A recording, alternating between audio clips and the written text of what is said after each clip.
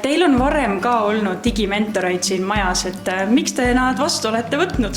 Sellepärast, kuna meil käivad hästi eakad inimesed ja nad kasutavad nutitelefoni, siis nendel on hästi palju küsimusi igasugustel teemadel, mis puudutab nutitelefone ja ka tahvelarvuteid. Kuidas teile tundub, kas need tunnid on andnud ka päriselt midagi kuulajatele? Kindlasti on andnud, isegi endale saad targemaks natukene.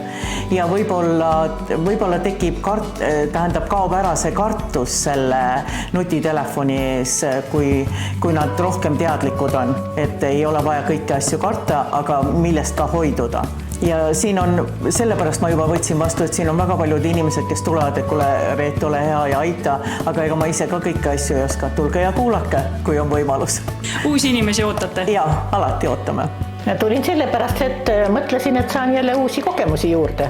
Et meil ennem olid 2 noorerat, kes siin meid õpetasid, need olid hästi toredad ja nüüd on meil noored neiud ja ma arvasin, et saan jälle midagi uut teada. Neid pettusi meile räägiti, et hästi palju on neid pettusi, et kui mulle helistab mõni võõras number, ma olen niisugune, et ma võtan ikka telefoni vastu, aga siin nagu soovitati, et kui on mingi võõras number, siis ei ole vaja telefoni vastu võttagi ja nüüd ma enam ei võtagi. Mul on olnud niisugune poeg, kes on mulle õpetanud, mina alguses mõtlesin, et ma üldse ei taha seda nutitelefoni, mul oli see teine telefon, aga poeg oli mul niisugune, kes õpetas mulle kõik bitid ja patid ka, et ma pidin need ka teadma. Ma ikkagi väga tihti olen nutitelefonis. Vaatan, et mis on siin juhtunud ja mul on TikTok, seal on huvitavad videoid ja näiteks pojaga ma suhtlen sellest WhatsAppi kaudu, suhtlen pojaga, poeg on mul Rootsis, et WhatsAppi kaudu suhtleme ja ühesõnaga ma tahan vaadata Facebooki nende teiste pilte ja postitan, kui ma käin reiside õetütrega Snapchatiga ja et mul on need asjad kõik, isegi ChatGPT pandi mulle nüüd sisse. Miks sa otsustasid digimentoriks hakata?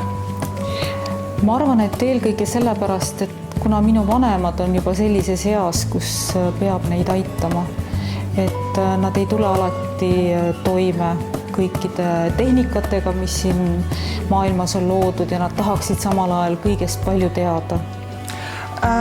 Kuna ma olen juba tükk aega märganud, et see on murekoht ja ma ei tunne, et mul on oskused, mis võivad sellele kaasa aidata.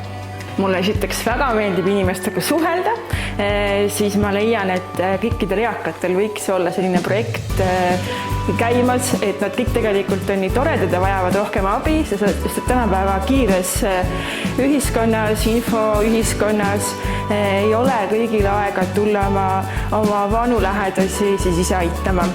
Kui ka sina tahaksid digimentoriks hakata, siis mine meedia.ut.ee, osale e-tunnis ja juba homme võidki olla sina see, kes aitab digilõhe vähendamisele kaasa.